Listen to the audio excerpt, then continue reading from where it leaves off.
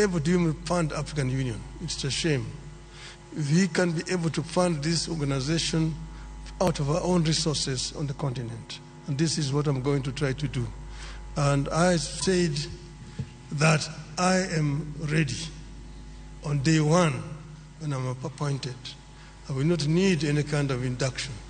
I'm ready to work for the continent, and I will offer my best.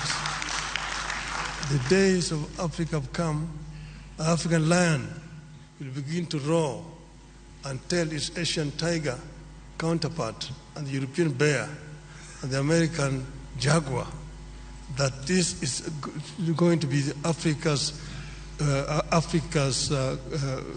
millennium.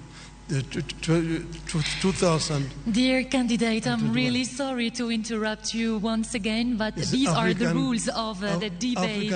Nous allons maintenant, mesdames et... We are going now, ladies and gentlemen, give 2 minutes to the candidate of Djibouti closing remarks.